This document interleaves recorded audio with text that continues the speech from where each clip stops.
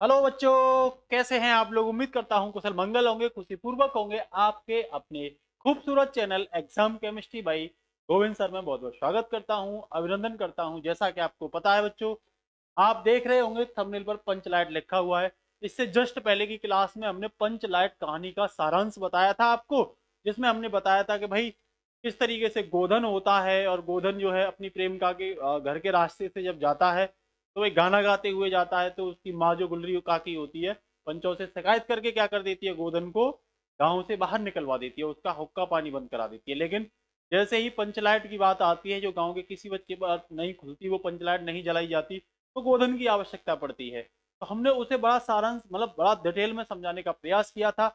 आज हम बताने वाले हैं बच्चों पंचलाइट के उद्देश्य के बारे में कि भाई आखिरकार उस कहानी का उद्देश्य था क्या था। कि गोधन को गांव से निकाले जाने पर भी जब आवश्यकता पड़ती है तो जो परंपराएं गांव से निकाले जाने की थी उसे भी भूल करके वापस बुला लिया जाता है, तो उसका मान सम्मान होता है, क्योंकि वो पंचलाइट को क्या कर देता है, जला देता है। तो ये सब कुछ आज हम उद्देश्य में आपको बताने वाले हैं।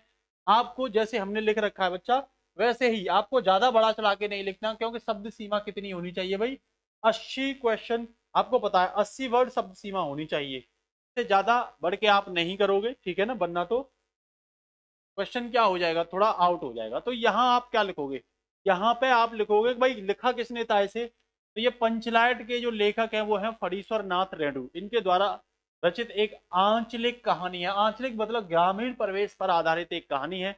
और इसमें खुद जो लेखक हैं रेणु जी जो है वो खुद ग्रामीण इलाके से हैं, इसीलिए उन्होंने और ज्यादा ग्रामीण परिवेश को अत्यंत सुंदरता के साथ उभारने का क्या किया है भाई, प्रयास किया है। इतना सा आपको लिखते हुए चला जाना है। उसमें यह साफ दिखाया है कि ग्रामवासी किस प्रकार जातियों के आधार पर टोली में क्या होते हैं, बट जाते हैं।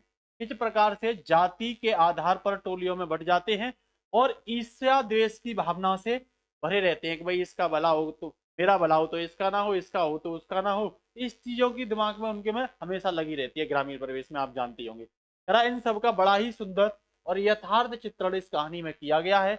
इस कहानी में लेखक ने और क्या दिया है, सीधे ग्राम सुधार की प्रेरणा भी दी है। सीधे ग्राम, तो ग्राम सुधार में किस तरीके से गांव में सुधार होना चाहिए, क्योंकि देखा गया है यहाँ पे और क्या दिखाया गया है, गांव को साक्षर और कौशल रूप से पिछड़ने का वर्णन भी किया गया है। क्योंकि इतने बड़े गांव में, ग्रामीण इलाकों में ये भी बोला गया है प्रगतिशील देश जो है उनके गांव जो है आज भी क्या है, पिछड़े हुए हैं।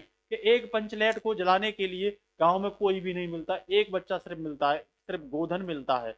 ये दिखाया गया है गांव कौशल के आधार पर और साक्षर के आधार पर कितने पिछड़े हुए होते हैं, ये सब लिखना है आपको, ठीक है ना। साथ ही ये भी बताया गया है कि शुभ अवसर आने पर किसी एक दूसरे से क्या होते हैं, मिल जाते हैं, और सभी कोई भी समस्या जब होती है गांव में तो सभी मिल करके उसका क्या करते हैं, समाधान करते हैं। ये भी बड़ा सुंदर से दिखाया गया है, ठीक है ना।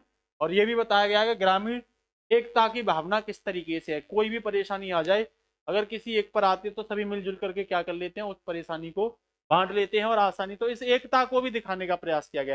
लास्ट में ये भी बताया गया है, ये भी सिद्ध किया गया है कि आवश्यकता बड़े बड़े संस्कार और निषेध को क्या कर देती है, अनावश्यक कर देती है। जैसे गोधन का हुक्का पानी बंद कर दिया, गांव से निकाला कर दिया उसे पंचों ने, लेकिन जब आवश्यकता पड़ी तो सब परंपराओं को भूल गए।